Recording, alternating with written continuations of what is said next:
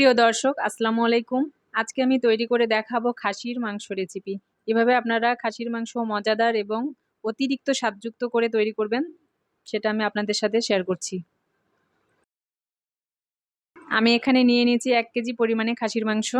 মাংসগুলো ভালো করে ধুয়ে পরিষ্কার করে নিয়েছি। এই পর্যায়ে আমি দিয়ে দিলাম প্রেসার কুকারে।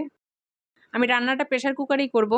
দিয়ে দিলাম পেঁয়াজ কুচি, দিয়ে দিলাম 2 বাটি পরিমাণে আদা বাটা, রসুন বাটা দিয়ে দিলাম 3 টেবিল চামচ পরিমাণে, তেজপাতা দিয়ে দিলাম, দারচিনি দিয়ে দিলাম কয়েক টুকরা,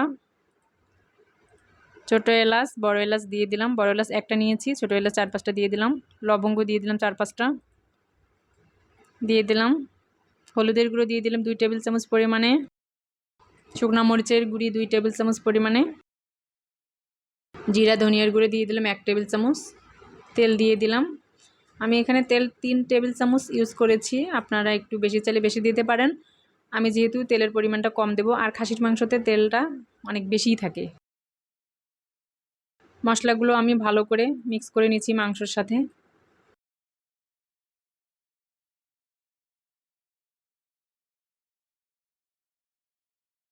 যেহেতু আমি এটা বাগার দেব না, তাই ভালো করে মাংসটা মশলার সাথে মিলিয়ে নিলাম।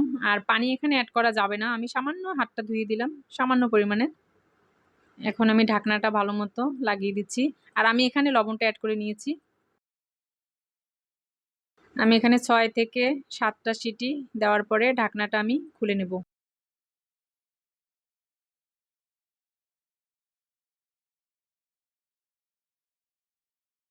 হয়ে গেছে, আমি খুলে নিলাম।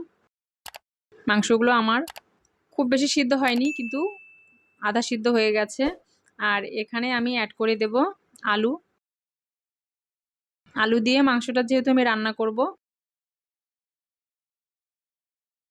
আলু কষাতে কষাতে আলুটা সিদ্ধ হয়ে যাবে, এটাতে আমি আর কোনো ঢাকনা দেব না। আমি একটু কষিয়ে নিচ্ছি ভালো মতো। যেহেতু খাসির মাংসটা একটু ভালো করে মনোযোগ দিয়ে রান্না করতে হয়। আলুগুলো এই পর্যায়ে দিয়ে দিলাম।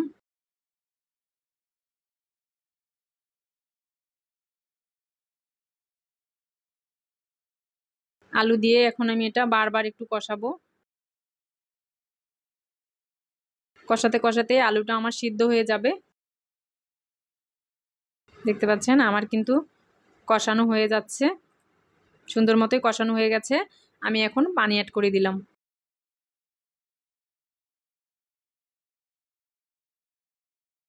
আলুটা আমার সিদ্ধ হয়ে গেছে, আমি আর এখানে বেশি সময় অপেক্ষা করব না, ফুটে আসা পর্যন্ত আমি অপেক্ষা করব। ঢাকনাটা দিয়ে আমি একটু জাল দিয়ে নিচ্ছি। দেখতে পাচ্ছেন রান্নাটা কিন্তু আমার রেডি হয়ে গেছে। এই পর্যায়ে আমি ভাজা গরম মশলার গুঁড়ো অ্যাড করে দিলাম। অবশ্যই লবণটা দেখে নেবেন। হয়ে গেছে, আমার রান্নাটা একদম রেডি হয়ে গেছে।